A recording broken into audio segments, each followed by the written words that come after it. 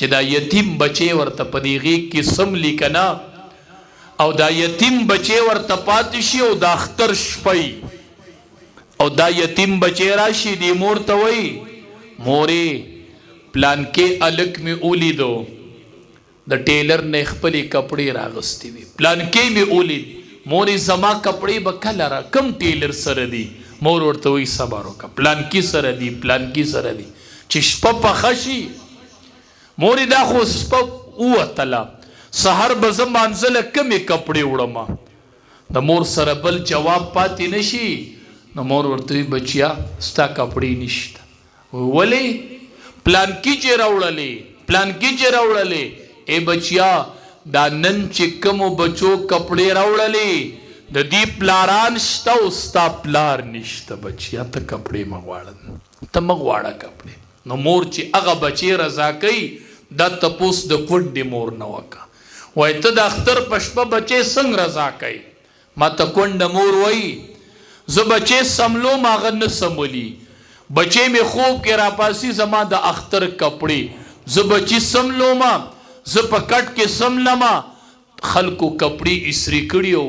انګرو ته یې ورچولي وي هنګرو ته یې ورچولي سبا به دا جوړه غوندم او کونډه مور چې په ځان څادر د شپې راواچي هغه خپلو بچو ته ګوري او د اختر شپه په جړا باندې وباسي ښه دا د هغې میندو نه تپوس وکړه چې د چا خاوند نشته ښه دا که دیاړي مار دی که فقیر دی که ملنګ دی تا دپاره بادشاه دی بادشاه د عزتدارې ښځې د تروړو وړو حاجت یې راشي مالدار ته وایي مال اوړه راکه هغه ورته وایي اوړه در کومه خو یو درخواست به مې منې یوه خبره به مې منې دا مور ورته وایي څه وایي یو تصویر به علمه زما تصویر به علي زه زنانه نه یم نه که نه دا تعاون چې چا کړی چې هغه ته پته ولګي چې یو تصویر یې فیسبوک له ورکوه ستا فیسبوک خو د خدای په تندر سوړ کې دا موبایل دا څه خبره ده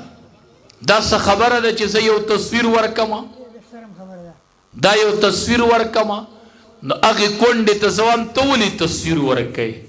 او وایي مولي صاحب دا پته ماته لګي زه سوچ وکړم هغه مړ خاون را یاد کم چې خاون مې په قبر کې دی که تصویر ورکومه په ټوله دنیا کې مې د مړ خاون عزت لیلام کیږي او زه داسې داغداره کېږم چې ما سره به بیا څوک رشته ونه کړي دې هر څه ته وګورم هر څه ته وګورم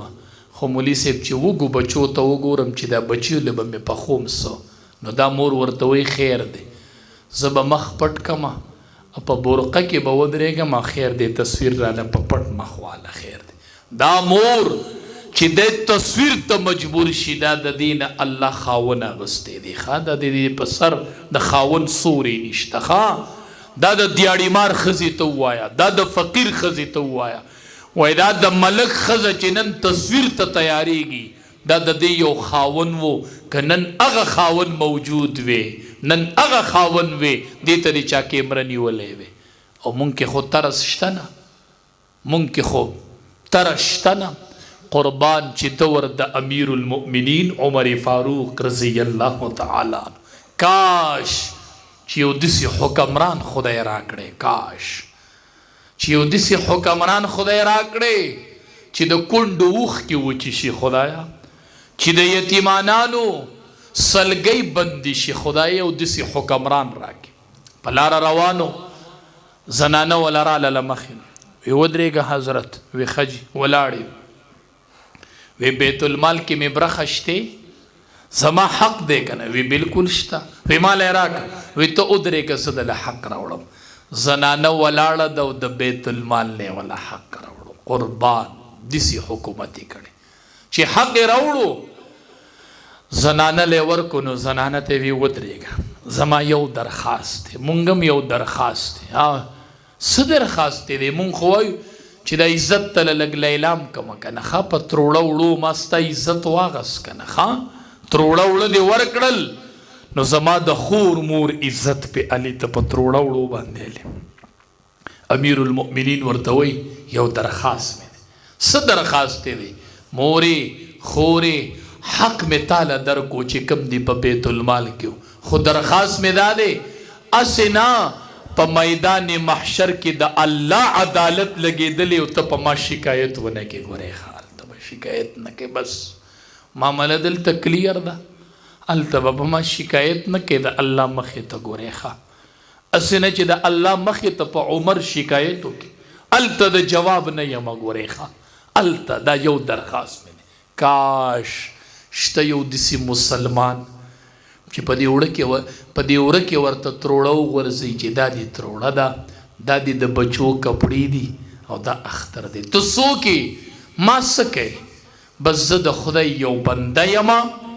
او بس ته بچي دي ما ته دعا کوه بس چې دا کونډه دنده شي او بچي او کونډه لاس اوچت کړي خدای د جنت د وګټو د دواړو جهانو سردار فرمایي انا وکافل الیتیم هاکذا صحابه ما ته وګورئ وی ما سره به یو کس داسې برغي په جنت کې دا به تهجد گزار نه دا به حجونو عمرې والا نه انا وکافل الیتیم هاکذا اے صحابو چا چې د یتیم پالنه وکړله دی به ما سره داسې یو ځای په جنت کې وي د دوو ګوتو ته مې وګورئ صحابو کافل د یتیم به ما سره په جنت کې دي انا وکافل الیتیم هاکذا داسې چې مور تواب مورې خورې خاوند ډېر څه دی خاوند بادشاه دی بادشاه هوښیاره ښځه نو خاونې دا تانیز نه هغه وایي بادشاه دی وم ته هوښیاره یې ښه او بادشاه به یو خاون او دا به پې بروسه نه کوي نه خویندو میندو خاون وپېژنئ د دواړو جهانو سردار فرمایي ایما امرأة ماتت وزوجها عنها راز دخلت الجنه امام الانبیاء فرمای چې کوم زنانه مړه شوله او وروسته ورسره یو خبره چلیدله یو سرټیفیکیټ ورسره پاتې شو زنانه مړه شوله او یو سرټیفیکیټ دی ورسره څه سرټیفیکیټ دی نفلي روجي دي ورسره نه عمرې دي ورسره نه ذکر و اذکار دي ورسره نه ایما امرأة ماتت وزوجها عنها راز دا وفات شولا او خاون تینا رضا و بس دان سره د خاون د رضا سرټیفیکیټ وړو چې تلا د خاون رضا ور سره وا د دواړو جهانو سردار فرمای دخلت الجنه چې کومه ښځه مړه شوه او د خاون رضا ور سره و دخلت الجنه دا جنت ته لاړه د خاون رضا والا د خاون د رضای سرټیفیکیټ ځان سره اوس د امام الانبیاء لور د بیبي فاطمه رضی الله تعالی عنها چې وفات ټیمې نږدې شو علی رضی الله تعالی عنہ ته فرمایي اے علی رضی الله تعالی عنہ کینا دواړه یو بل ته کېناستل د وفات ټیمې دی په جړا شوله علي رضی الله تعالی عنہ ته وی علي ما معاف کا ورته ته ما معاف کا وی علي ما معاف کا اگر چې زه د پیغمبر لوري ما اگر چې د حسنین مور ما خو علي رضی الله تعالی عنہ ته زما خاونه کستا پا ما حق یو تما نبخی ما اللہ نبخی ما معاف کا چستا رضا زان سر ووسم چه ما سر د علی رضی اللہ تعالی عنہ رضا وی رضا تاریخ گورای کنا امام الانبیاء د ټولو انبیاء سردار د چا د غیږ نه تللی دی د بیبي عایشې د غیږ نه تللی رضی الله تعالی دا دومره خوږه رشته ده د ښځې او د خاون بیبي عایشه رضی الله تعالی عنها فرمایي وی چې د انبیاء سردار مې رسختو نمبر زمو کور زمو غیږ زماوه لاړې مې ورسره شریکې کړې دي چې رسختو مې کور زمو نمبر زمو غیږ زماوه لاړې زماوې ما ستاسو پیغمبر د خپلې غیږ نه رسخت کو ساتې نه زما غیږ کې وتلی ستاسو پیغمبر سا زنکدن زما پغیق کی تیر کړي د امام الانبیاء زنکدن د بیبي عائشہ رضی الله تعالی عنها پغیق کی تیر شوی دی. ها